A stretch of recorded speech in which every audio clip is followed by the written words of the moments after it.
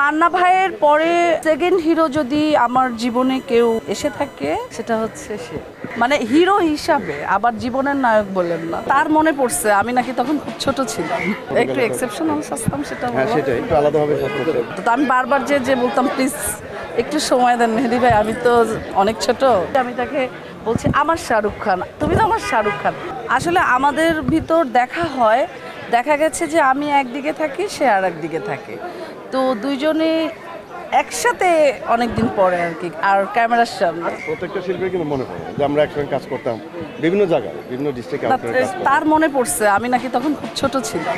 সে বলতেছে ছোটবেলায়, সে বললো আমি খুব সাজগুজ করি, তুমি ছোটবেলা তো দেখলাম তোমাকে, ওর সাজটা আগে ছোটবেলা না। সাধারণত বিশেষ করে আমাদের নায়িকারা কিন্তু বেশ সাজগুজ করে, ওর বেলা একটু আলাদা, ও একটু সময় নেয়, মেকআপের টেবিল হোক বা যে হোক, সময় নিয়ে তবে রেডি হয়ে একবারে আসে।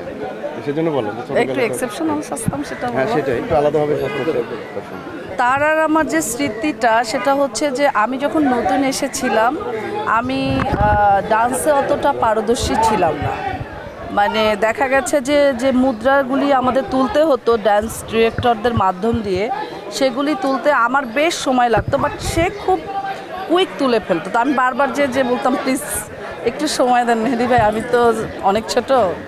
তো সে কিন্তু ধৈর্য ধরে বসতো এবং যথেষ্ট কোঅপারেটিভ ছিল। এটা কিন্তু আমাদের শিল্পীদের সহযোগিতা, প্রত্যেকটা শিল্পী কিন্তু করবে, যেহেতু নতুন শিল্পী আসুক বা নিউ কামারা যারাই আসুক, এটা আমাদের উচিত সবাইকে যে সুন্দরভাবে উপস্থাপন। আর একটা জিনিস ছিল যে দেখা গেছে ওনার তখন গাড়ি ছিল, আমার গাড়ি ছিল না, আমি তখন গাড়ি কিনিনি। তো অনেক সময় মেহেদি ভাই আমাকে লিফট দিয়েছে, বলছি যে গাড়ি নাই, একটু আমাকে নামিয়ে দেন। সে একজন কো আর্টিস্ট হিসেবে এটাও করেছে। থ্যাংক ইউ তোমাকে। আমরা দর্শক যদি চাই আর কি, এবং আমরা তো রাজি, গল্প রেডি হোক ইনশাআল্লাহ আমরা করব।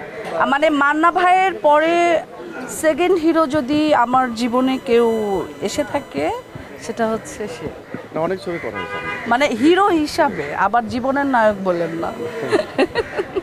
হ্যাঁ আমার মনে আছে, তোমার মনে আছে? সংলাপ আসলে তো আমার শাহরুখ খান মনে আছে যে আমি কাজী অফিসে গেছি, এটা মানে আজাদ খানের ছবি। আজাদ খানের ছবি, মানে আমি তাকে এতটাই পছন্দ করেছি যে তার যে অরিজিনাল মুভিতে যে নামটা ছিল ওইটা বাদ দিয়ে আমি তাকে বলছি আমার শাহরুখ খান, তুমি তো আমার শাহরুখ খান।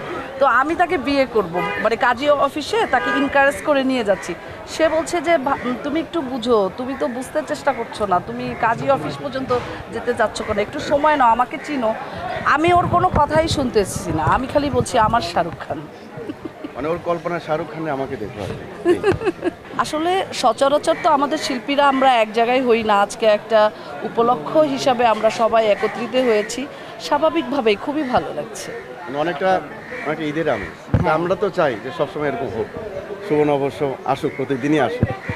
আর পহেলা বৈশাখে একটা স্পেশাল লাগে এই কারণে যে একটা কালার সিলেক্ট থাকে, যে সব সাদা লাল, আমরা একটা ড্রেস আপের ব্যাপারে, এবং যে খাদ্যের যে বৈশিষ্ট্যতা বলতে যে পান্তা ইলিশের একটা চল আছে, তো এই জিনিসগুলি আসলে মনে করলে অনেক ভালো লাগে। আসলে এটা একটা বাঙালির কৃষ্টি কালচার, বাংলাদেশের কৃষ্টি কালচারের মধ্যে যদি শ্রেষ্ঠ উৎসব দেওয়া হয় তাহলে বৈশাখীর প্রোগ্রামটাই আমি ধরবো আর কি।